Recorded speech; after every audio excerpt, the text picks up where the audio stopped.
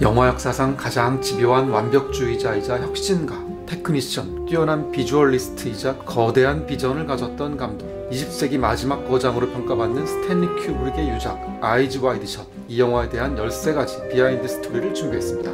톰 크루즈와 니콜 키드먼이라는 당시 실제 부부였던 톱스타를 캐스팅해 충격적이고 스펙터클하고 선정적이고 또 난해한 영화로 만들어낸 이 작품.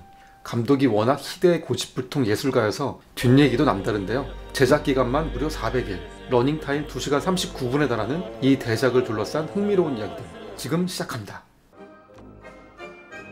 큐브릭은 편집본을 넘긴 뒤 6일 후 사망했다. Honey, you see my wallet? 스탠리 큐브릭은 1999년 3월 1일 톰 크루즈, 니콜 키드먼, 워너브로더스 테리 세멜 회장에게 아이즈 와이드 샷 편집본을 처음으로 보여주었습니다. 그리고 6일 뒤인 3월 7일 심장마비로 사망했는데요. 그래서 이 영화가 큐브릭의 최종 편집본이 맞는지 논란이 계속되고 있습니다. 큐브릭은 개봉 직전까지도 수정하기로 유명한 완벽주의자입니다. 심지어 2001 스페이스 오디세이, 샤이닝의 경우에는 극장 개봉을 한 뒤에도 수정 작업을 할 정도였죠. 큐브릭은 죽기 4일 전 조수인 마이클 허에게 전화를 걸어 기술적인 부분에서 수정할 부분이 많다고 밝히기도 했는데요.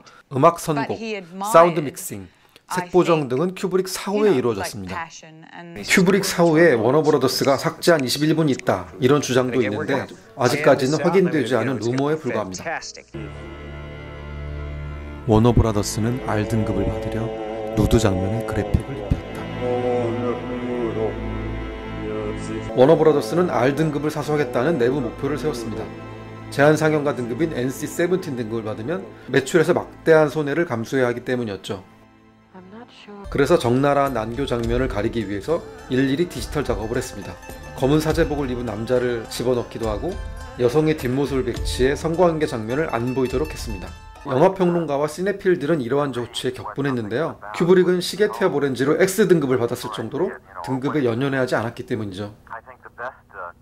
저명한 평론가인 로저 이버트는 워너브로더스를 비판하면서 성인 영화를 젊은 관객에게 보여주기 위해 위대한 감독이 그의 비전을 타협하게 만들었다 라고 꼬집었습니다. 2007년 무삭제판이 DVD와 블루레이로 출시됐습니다. 현재 넷플릭스 등 OTT에서 서비스되고 있는 버전은 무삭제판입니다. 큐브릭 장편 영화 13편 중 흥행기록 2위였다. 영화는 6,500만 달러의 제작비를 들여 미국에서 5,500만 달러의 수입을 기록했습니다. 워너브라더스의 대대적인 홍보에 비하면 저조한 성적이었죠. 하지만 글로벌 시장의 분위기는 전혀 달랐습니다. 영화는 라틴 국가들, 이탈리아, 일본에서 데이트를 기록해 인터내셔널 박스오피스에서 1억 달러를 추가로 벌어들였습니다. 결국 총 1억 6,200만 달러의 흥행 수입을 기록했는데요. 큐브릭 영화 중 두 번째로 많은 돈을 벌어들인 영화로 나왔습니다. 큐브릭의 최고 흥행작은 1억 9천만 달러의 2001 스페이스 오디세이입니다. 한국에선 2000년 9월 개봉했는데 난해한 예술영화로 인식돼서 26만 명의 관객을 동원하는 데 그쳤습니다. 원래 캐스팅하려던 부부는 알렉 볼드윈과 킴 베이싱어였다. 워너브로더스의 테리 세멜 회장은 큐브릭의 신작에 투자하면서 톱스타를 캐스팅하라는 조건을 내걸었습니다. 큐브릭은 샤이닝 잭 니콜슨 이후 톱스타를 기용한 적이 없었죠. 큐브릭은 톱스타를 기용하면서도 리얼리티를 살리기 위해 실제 부부인 배우들을 눈여겨봤습니다. 조건이 까다롭다 보니 캐스팅 폭이 좁을 수밖에 없었는데요. 처음엔 알렉 볼드윈과 킴 베이싱어 부부를 캐스팅하려 했습니다. 두 사람은 겟어웨이에 함께 출연한 적이 있었죠. 만약 성사됐다면 영화의 분위기는 지금보다 더 뜨거웠을지도 모르겠네요. 마침 그때 톰 크루즈와 니콜 키드먼 부부가 영국에 있었습니다. 키드먼은 영국에서 여인의 초상을 촬영하던 중이었습니다. 시드니 폴락 감독이 두 사람을 큐브릭에게 소개시켜 주었습니다. 사회파 영화 거장인 폴락은 큐브릭의 오랜 친구였고 크루즈와는 야망의 함정을 함께 만든 인연이 있었습니다. 크루즈 부부는 큐브릭의 저택을 방문했고 이후 캐스팅이 확정되었습니다. 큐브릭의 팬이었던 두 사람은 큐브릭과 함께 한다는 사실 자체에 매우 기뻐하며 역할을 수락했습니다.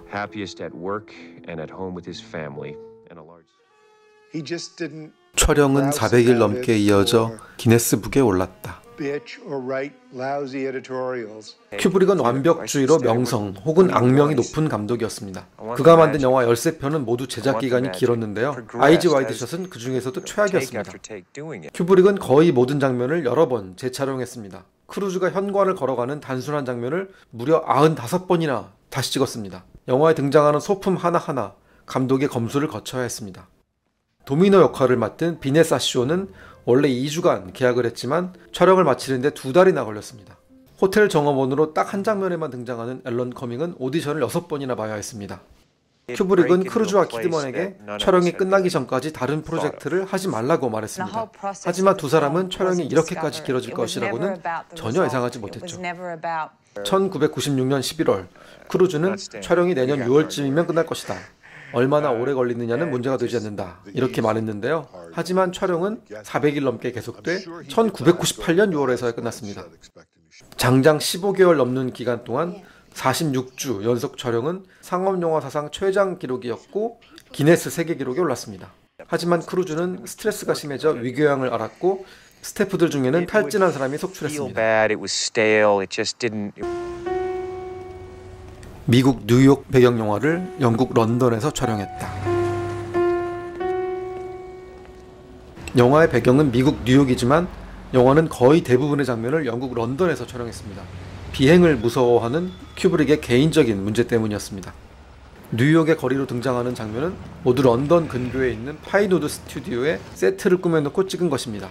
뉴욕 그리니치 빌리지도 스튜디오에 디테일하게 재창조했습니다. 크루즈가 도시를 가로질러 가는 장면은 배경이 움직이고 크루즈는 런닝머신 위에서 움직이는 방식으로 촬영했습니다. 유일하게 뉴욕에서 촬영한 장면이 있는데요. 바로 지글러의 대저택 외관입니다. 니콜 키드먼의 섹스 장면은 대역 배우가 연기했다. 영화 초반, 빌과 앨리스 부부는 부부싸움을 벌입니다. 지글러의 파티에서 각각 다른 남녀와 어울리는 것을 본 두 사람이 질투를 넘어 서로를 도발하는 장면인데요. 앨리스는 전에 알던 해군 장교와 우연히 마주쳤다면서 만약 그가 자신을 유혹했다면 남편과 딸을 다 버리고 그를 만났을 거라고 폭탄 발언을 합니다. 이에 충격받은 빌은 밤새 거리를 방황하는데 택시 안에서 앨리스가 해군 장교와 섹스하는 장면을 계속 상상합니다. 이 장면은 흑백으로 처리되어 있습니다. 니콜 키드먼을 닮은 흑백 영상 속 여성은 사실 키드먼이 아닌 대역 배우였습니다. 게리 고바라는 배우가 연기했습니다. 큐브릭은 이 장면을 3일 동안 촬영했는데 키드먼에 따르면 이 장면을 촬영할 때 큐브릭은 두 사람에게 거의 포르노적인 행위를 요구했다고 합니다. 크루즈와 키드먼은 결혼 위기설에 시달렸다. 큐브릭은 부부의 위기를 다루는 영화의 리얼리티를 위해 실제 부부였던 크루즈와 키드먼에게 촬영 기간 중 떨어져 지낼 것을 요구했습니다. 앨리스가 빌에게 해군 장교와의 섹스 판타지를 이야기하는 장면은 6일 동안 촬영했는데 두 사람은 어떤 사적인 대화도 나눌 수가 없었습니다.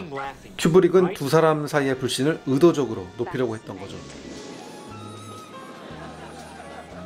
촬영 기간이 길어지면서 크루즈와 키드먼 부부의 결혼 생활이 위기에 처했다는 기사가 쏟아져 나왔습니다. 두 사람이 떨어져 있는 상황이 루머를 양산한 것이죠. 1999년 초 크루즈와 키드먼은 두 사람이 큐브릭이 요구한 뜨거운 러브씬을 촬영하기 위해 섹스 치료를 받고 있다라고 보도한 US 스타 매거진을 고소했습니다. 1998년 10월에는 두 사람의 결혼이 동성애임을 숨기기 위한 위장 결혼이었다 라고 보도한 익스프레스지를 고소했습니다. 니콜 키드먼은 큐브릭은 그것이 우리의 섹스 라이프인 것처럼 도발하는데 영화를 이용했다. 하지만 실제 우리는 분명히 그렇지 않았다 라고 말하며 결혼 위기설을 부인했습니다.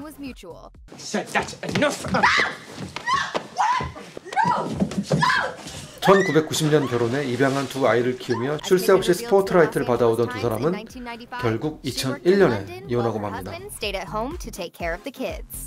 톰 크루즈와 페넬로페 크루즈의 연문설, 그리고 크루즈가 믿는 종교, 이것이 이혼 사유로 알려져 있습니다. 원작 소설 비밀 파티 장면에선 모두 나체로 춤을 추었다.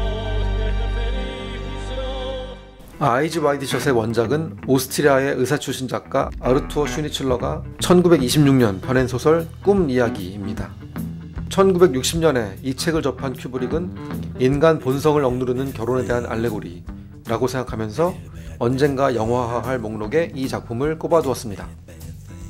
큐브릭은 영화로 만드는 과정에서 많은 것들을 바꿨습니다. 배경을 19세기 말 빈에서 20세기 말 뉴욕으로 바꿨고 2월 중순 마디그라스 축제에서 12월 말 크리스마스로 바꾼 게 가장 큰 변화입니다.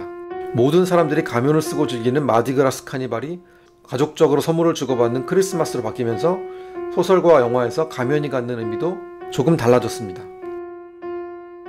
소설에서 가면이 성과 부부관계에 대한 본성을 상징했다면 영화에서 가면은 부와 권력을 쥔 좌들의 은밀한 의식을 상징하는 것으로 역할을 확장했습니다. 또 영화 초반부의 크리스마스 파티는 소설에는 없는 장면인데요. 현대사회의 소비주의를 비판적으로 보여주기 위해 추가했을 것으로 많은 평론가들이 분석하고 있습니다. 소설에선 비밀 집단 파티에 모인 사람들이 대부분 수녀나 수도사 복장을 하고 있다가 모두 마스크만 쓴 채 나체로 춤을 춥니다.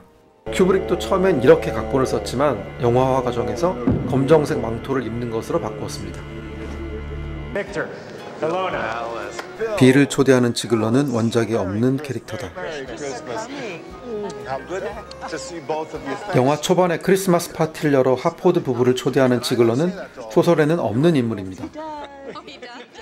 파티에서 마약 중독인 여자가 기절하자 안절부절 못하며 의사인 비를 부르는데 겉보기에 화려하지만 사실 난잡한 파티를 상징하는 인물로 그려지고 있습니다. 영화 플롯상으로는 빌의 실제 삶과 비밀 집단을 연결해주는 유일한 캐릭터입니다.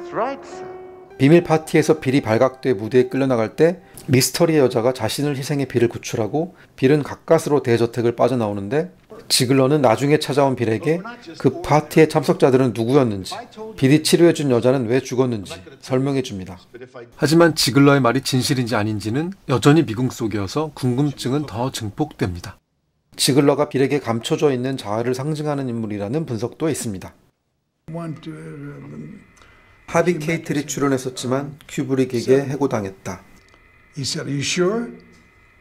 지글러 역할은 큐브릭의 친구인 시드니 폴락이 맡았습니다. 폴락은 20편의 영화를 만든 거장 감독이지만 배우로도 활발하게 활동해 콘돌, 투시 등 30편의 영화에 출연했습니다.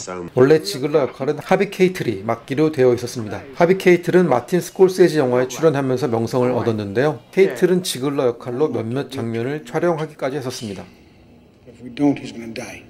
그동안 하비 케이틀이 하차한 이유는 스케줄 문제라고 알려져 있었는데요. 당시 케이틀은 파인딩 그레이슬랜드에서 엘비스 프레슬리 역할을 맡아 촬영하고 있었죠.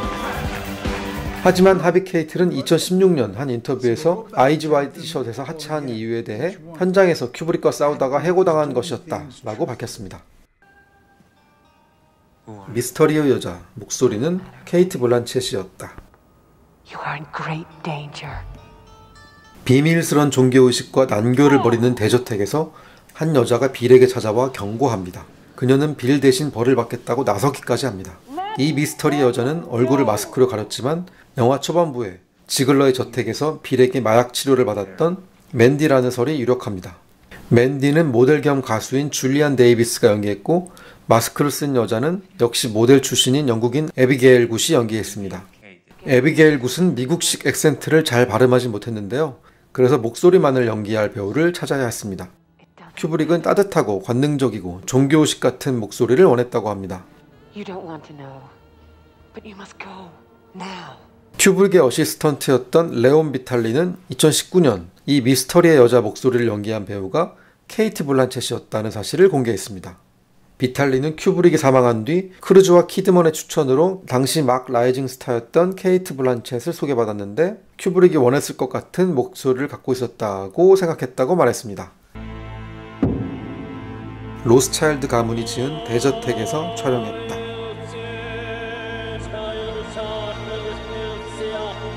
영화는 대저택의 비밀스런 종교의식과 난교 파티가 프리메이슨을 염두에 둔 것이라는 의혹을 받고 있습니다.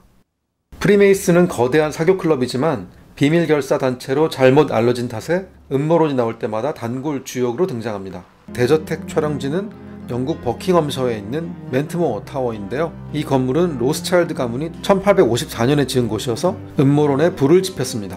The surrealist ball thrown by the Rothschild family. 1972년 로스차일드 가문은 프랑스에서 대규모 파티를 열어 살바도르 달리 같은 유명인사를 초청한 적이 있는데요. 이 세계적 규모의 가면 파티가 이 영화의 모티프라는 설도 있습니다. Salvador Dali probably figured out there would be leaks. 프리메이슨 음모론을 자극한 비밀스런 저택의 비밀스런 종교의식. 이 종교의식을 집행하는 사제가 영화 초반부에 앨리스와 춤추는 남자라는 주장도 있는데요. 근데 알고 보면 다른 배우가 연기했고 목소리도 전혀 다릅니다. 지금 보시는 이 장면에서 흘러나오는 음산하고 신비로운 곡은 영화의 사운드 트랙을 담당한 조슬린 푹이 작곡한 백월드 프리스치입니다. 현악기, 팀파니와 매혹적인 목소리를 섞어 만든 곡인데요. 이 목소리는 동유럽의 로마 정교회 예식에서 수도승이 읊조리는 노래를 거꾸로 돌려 만든 것입니다. 이 곡은 영화에서 신비한 분위기를 북돋는데요.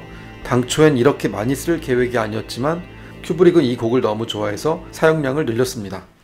이 곡의 음산한 분위기와 큐브릭의 갑작스런 죽음, 그리고 삭제된 21분이 있다는 설, 이런 주장들이 프리메이슨 음모론을 키웠지만 사실 실체는 전혀 없습니다. 지금까지 스탠리 큐브릭 감독의 유작 아이즈 와이드 셧에 대해 살펴봤습니다. 다음에 더 좋은 영상으로 찾아뵙겠습니다. 시청해주셔서 감사합니다.